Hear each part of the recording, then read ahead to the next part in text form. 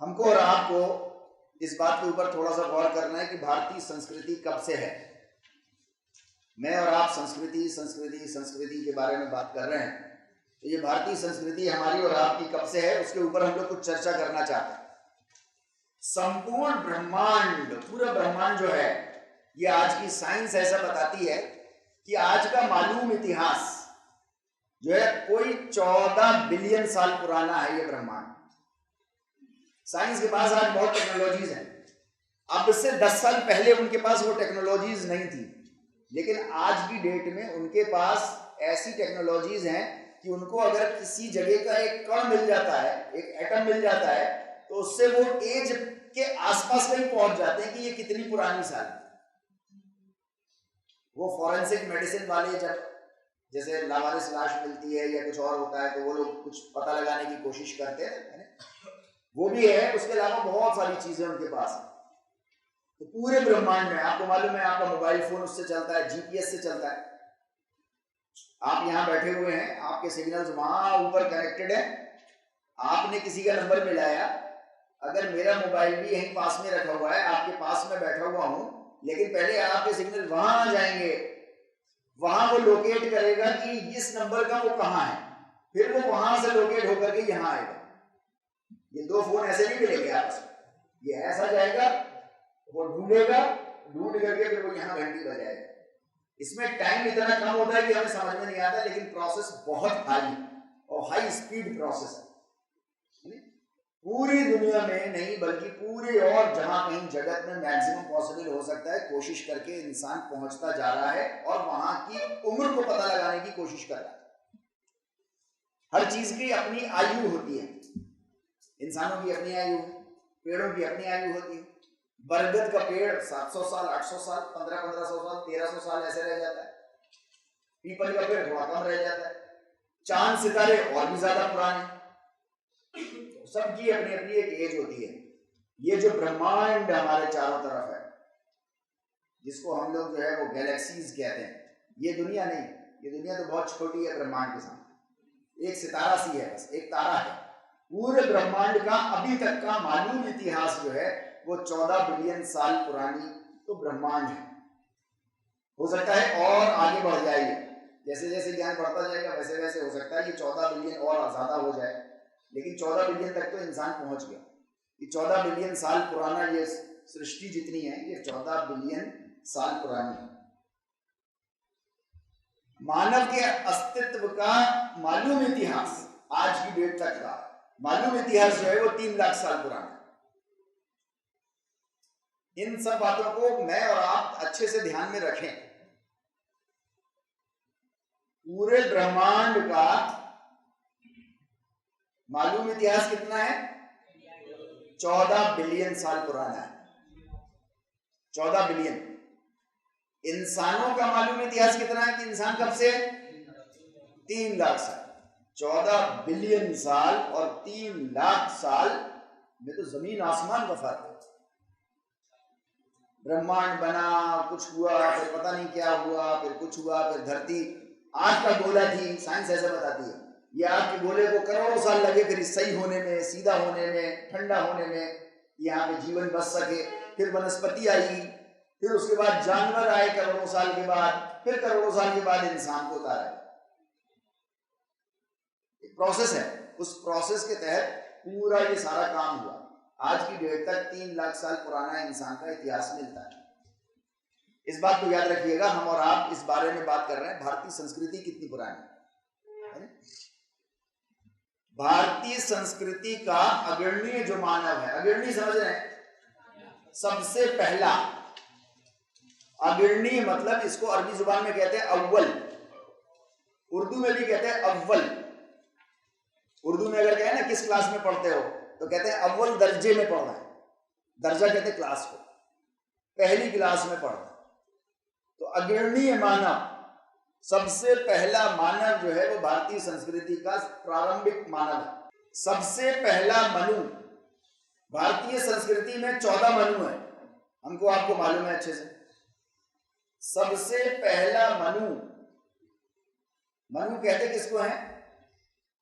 मनु कहते हैं जो हियरार्की में, हियरार्की कहते हैं स्टेटस में, जो सिर्फ ईश्वर से जस्ट नीचे है। अभी उसके नीचे और बहुत सारे लोग आएंगे, लेकिन मनु एक वो खास इंसान है जिससे डायरेक्ट खुद ईश्वर बात करता है। वो उसको भारतीय संस्कृति में उसको उपाधि दी जाती है मनु के नाम से। ऐसे 14 मनु हैं भारतीय संस्कृति में, जिसमें सबसे पहला है स्वयंभू मनु के नाम से। स्वयंभू मनु, या मैंने आपको लिखा हुआ है स्वयंभू मनु, जिनको आदम के नाम से भी पुकारा जाता है, अंग्रेजी में जिनको एडम के नाम से भी कहा जाता है। भविष्य पुराण में आदम के नाम के साथ जो है वो बयान किया गया, आदमो नामा पुरुषः, आदम नाम का पुरुष था, स्वर्ग लोक से धरती लोक पर भेजा गया। ये सबसे पहला मानव था और इसका नाम आदम था। आदम नाम जो है वो कुरान में भी आता है। कुरान अरबी जुबान में है, लेकिन सारी अरबी जुबान के अंदर नहीं है वो। आदम ये संस्कृत जुबान में इसका रूट वर्ड है। नूह ये अरबी जुबान नहीं है, लेकिन नूह नाम कुरान के अंदर मिलता है। ऐसे बहुत सारे वर्ड्स हैं, लेकिन चूंकि हम लोग शब्दावली एक दूसरे की नहीं समझते, नहीं जानते, जिसकी वजह से ये नफरतें दिलों में पैदा हो जाती हैं। अगर हम और आप योग को समझने की खुद कोशिश करेंगे और दूसरों को समझाने की कोशिश करेंगे, इस बात को याद रखिएगा, अगर आपको कोई चीज समझनी है तो उसको आप दूसरों को समझाना शुरू कर दीजिए।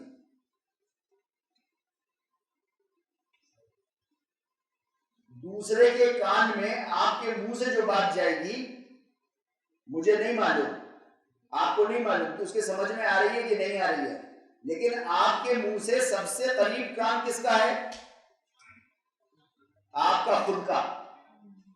दूसरे के समझ में आएगी चाहे नहीं आएगी, लेकिन आपके सब समझ में आएगा आप क्या कह रहे हैं और अच्छे तरीके से आगे और कैसे कह सकते हैं। अगर कोई बात समझनी है, अगर योग के बारे में समझना है, तो आप दूसरों से कहना आज से शुरू कर दीजिए। परफेक्ट कोई नहीं होता। कोई इंसान कहे कि मैं परफेक्ट, तो क्षमा चाहता हूं, कोई परफेक्ट नहीं, चाहे कितना ही बड़ा योगी आ जाए। परमेश्वर के अलावा जिसके नाम से हम और आप शुरू करते हैं अपना विजन 2066 वंदे परमेश्वरम, वो है एक अकेला जो 100%, बाकी ये 100% है और इस 100% के तरफ हम सब चल रहे हैं। कोई 9% पे चला जाता है, कोई 15 पे चला जाता है, कोई 80 पे चला जाएगा, कोई 90% पे चला जाएगा, लेकिन कोई कहेगी 100%। आज तक दुनिया में कभी भी कोई 100% नहीं हो पाया किसी भी फील्ड में। एक जमाना था, अब से 60-70 साल पहले, 80 साल पहले, मैथमेटिक्स में सिर्फ 100% ही मैक्सिमम होता था। आज की डेट में 100% मैक्सिमम नहीं होता। आज बिजनेस तोली जाती है, उसको 1200% का फायदा हो गया। खाने का बिजनेस 300% फायदा देता है। 80 साल पहले ऐसा नहीं होता था। 80 साल पहले 100% ही मैक्सिमम होता था, 101% नहीं होती थी कोई बात। ऐसे टाइम में एक क्रिकेटर गुजरा है। आप में से ज्यादातर लोगों को शौक होगा क्रिकेट का, क्योंकि हिंदुस्तान में क्रिकेट खेली जाती है, कहीं ना कहीं किसी ना किसी ने बल्ला पकड़ा होगा। डॉन ब्रैडमैन नाम के एक बैट्समैन हुआ करते थे, यानी ऑस्ट्रेलिया के। दुनिया के महानतम क्रिकेटर्स में उनका सबसे अव्वल दर्जे पे नाम आता है आज तक।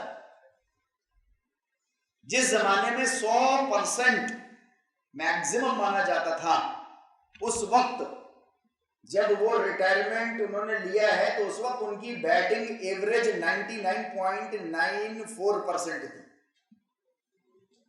वो 100% नहीं बना पाए।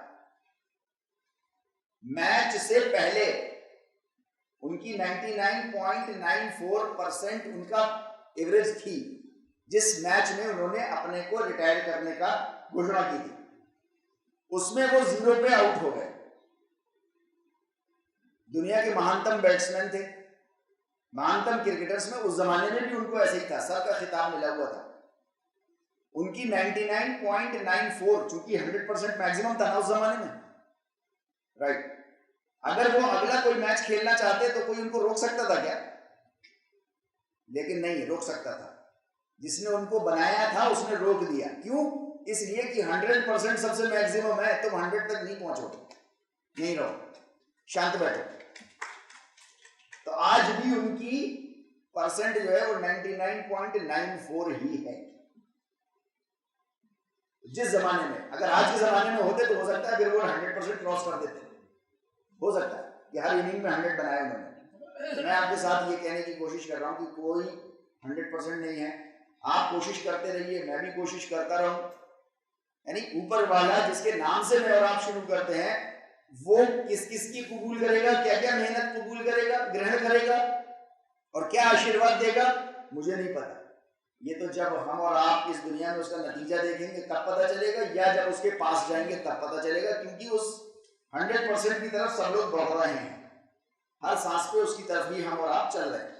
तो सबसे प्रथम मनु, सबसे पहला मानव आदम, जिसके नाम से हिंदी में मैं और आप क्या कहते हैं? आदमी। आदमी मतलब मेल नहीं, आदमी मतलब इंसान। कितने आदमी थे उसमें ये नहीं पूछता आदमी कितने मेल कितने फीमेल, कितने लोग थे। आदमी मतलब कितने इंसान थे।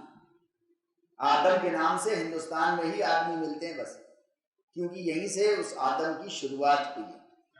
सबसे पहला मनु, सबसे पहला इंसान पूरी तमाम दुनिया का जो है वो यहाँ भारत से उसकी शुरुआत हुई, क्योंकि उसको स्वर्ग लोक से यहाँ धरती पर भेजा गया। स्वर्ग से कहाँ उतारे गए? उनको प्रॉफिट मोहम्मद ने बताया।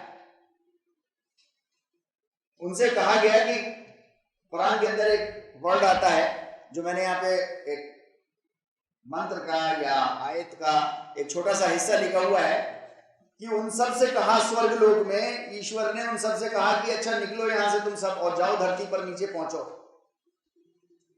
तो जो प्रॉफिट मोहम्मद के सत्संगी थे, सत्संगी तो समझते ना हम लोग, उनको अरबी जुबान में सहाबा कहते हैं, उनके साथी लोग। साथियों को हिंदी जुबान में या संस्कृत जुबान में सत्संगी बोलते हैं। सत्संगी समझ रहे हैं लोग, यानी सहाबा अरबी जुबान में या हिंदी या संस्कृत जुबान में सत्संगी। ये कुछ क्वेश्चंस याद कर लीजिएगा, अगले पेपर में आएंगे, पेपर आउट करता चल रहा है।